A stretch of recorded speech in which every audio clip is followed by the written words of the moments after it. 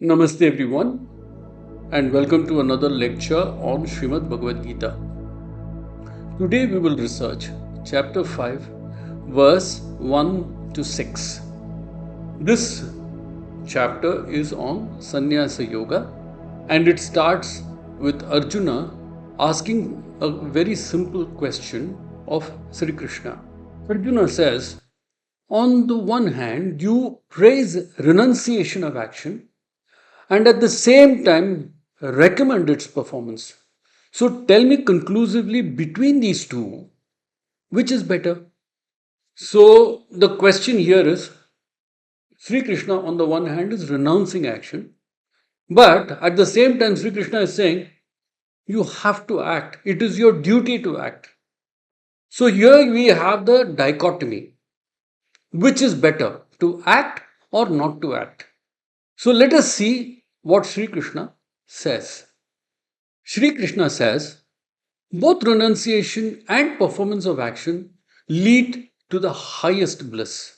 But of the two, renunciation of action is superior to merger with action. Why is Sri Krishna saying this?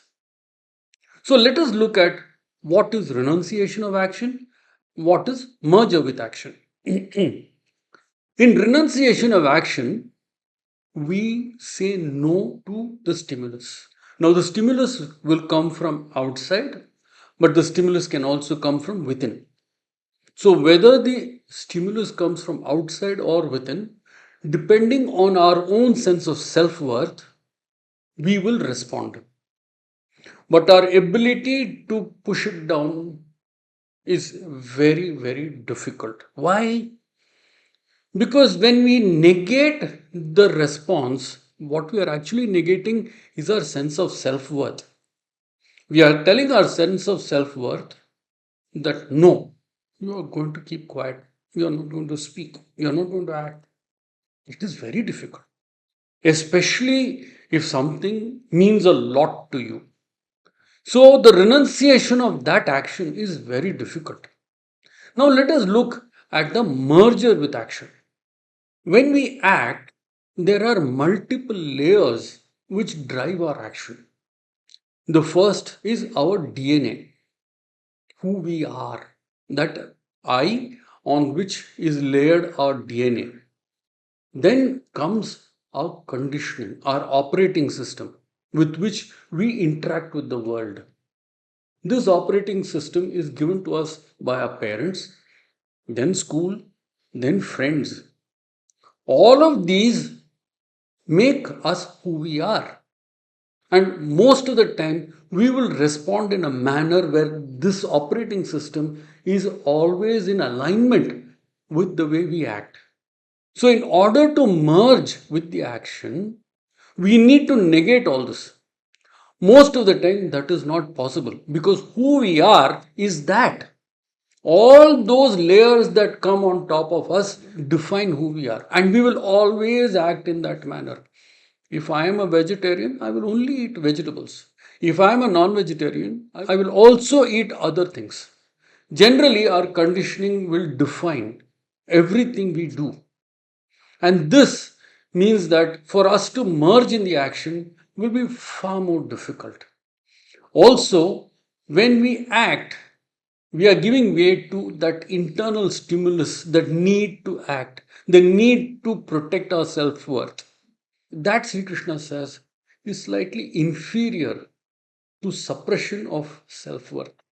So, if we can suppress our self worth and say that no, I'm not going to do this, that act of suppressing of the self worth is what Sri Krishna says is superior to actually acting and then reconciling that this is not for me. And that, he says, is slightly inferior to suppression of self worth. Let us look at verse 3. Know this, that he is a complete ascetic who neither hates nor desires, is free from opposites. Truly, that person becomes free from bondage easily. He is a complete ascetic who neither hates nor desires, is free from opposites. What does this mean? Who neither hates nor desires. So, first let's look at hate. hate is a duality. Love, hate. These dualities come from conditioning. I like something, I don't like something. This comes from conditioning. When that conditioning happens, we get into a bondage, karma occurs, there is a debt which we need to reconcile. That is something we must try and avoid. What is desire? Desire is again an outcome of those layers which come between us and the action. First is the I, the Purusha. On top of that is the DNA. On top of that is the conditioning.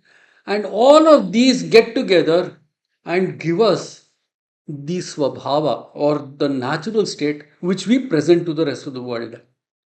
But within is that desire to do something, because that self-worth otherwise will always feel shortchanged. It will feel that it has not achieved its full capability. And this desire will drive us into acting. When we act, obviously there is a like and a dislike, a duality is achieved. And that duality results in karma or action, which results in debt because we always give more or get more. So there is a debit or a credit balance which has to be reconciled. So all of this means that you cannot be free from bondage. So that is what he says. When you neither hate nor have desires, then you become free of opposites and you become a complete ascetic. Truly, that person becomes free from bondage easily. The harmonization of knowledge philosophy is distinct, and only the childish speak of them, not the learned.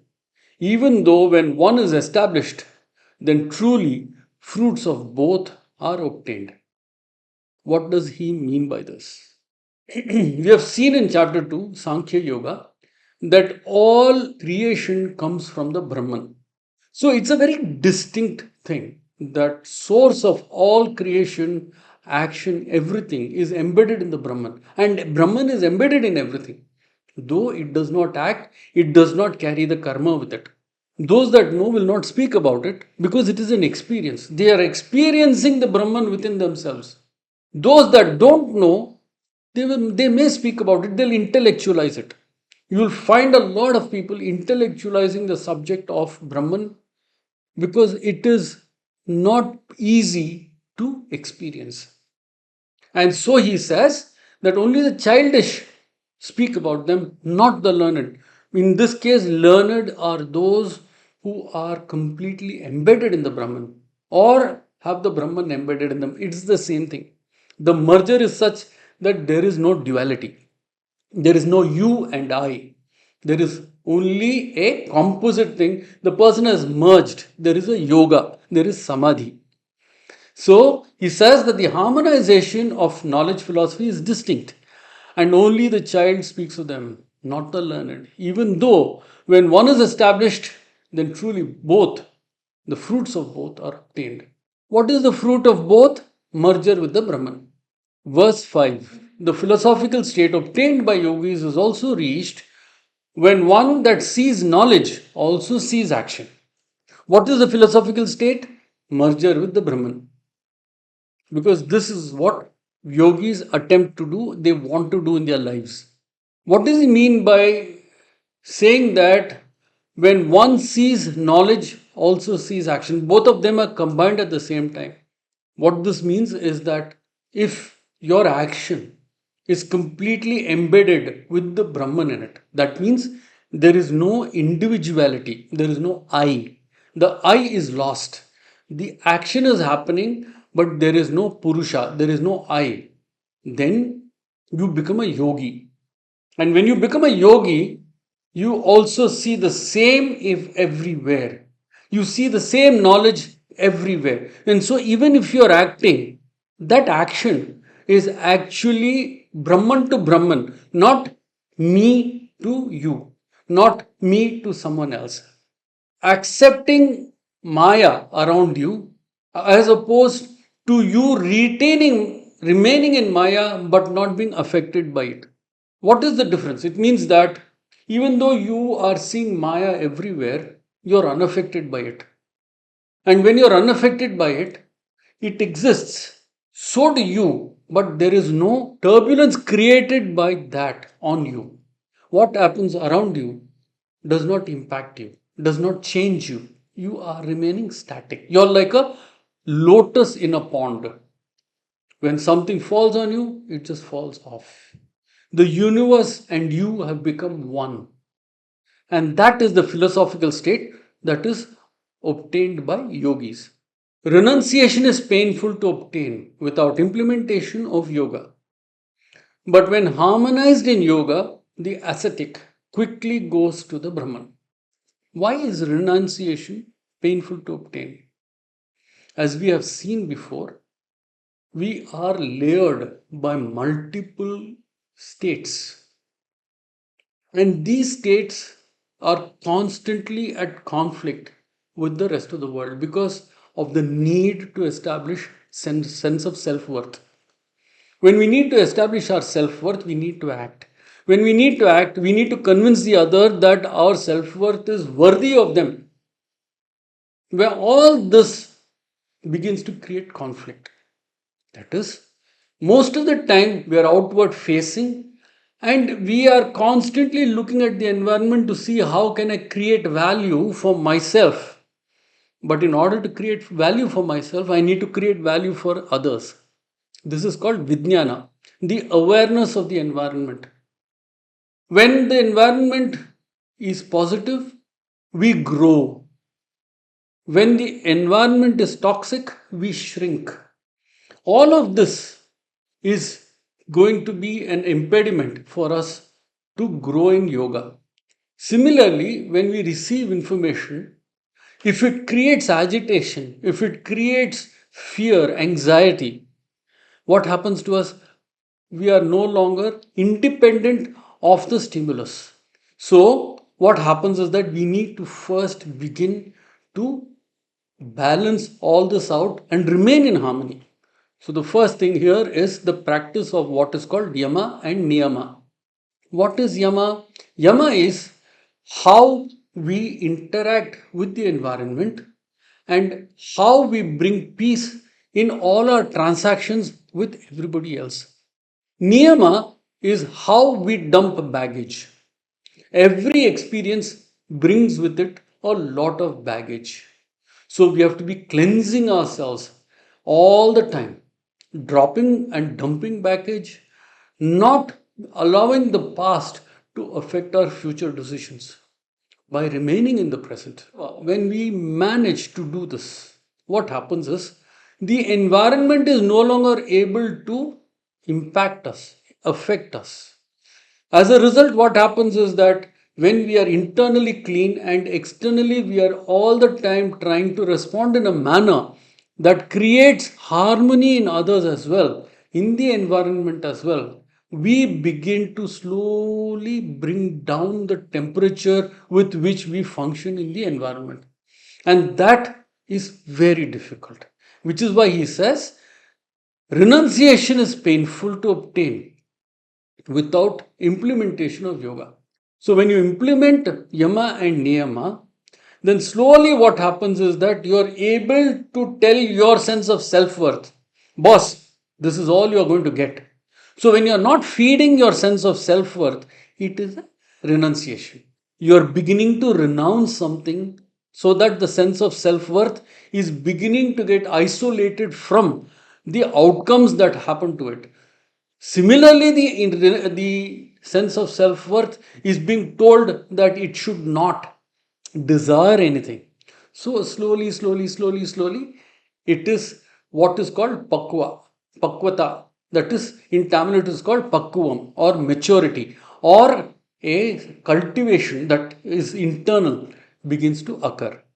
When that happens, then you begin to evolve to the next level as a yogi. And that is basically what Sri Krishna is trying to do here. When harmonized in yoga, the ascetic quickly goes to the Brahman. The merger happens, there is moksha and the transcending of Maya. The environment no longer has the power to create turbulence within the person. So that is what Sri Krishna is trying to say. Yoga is the movement of the self from turbulence to stillness.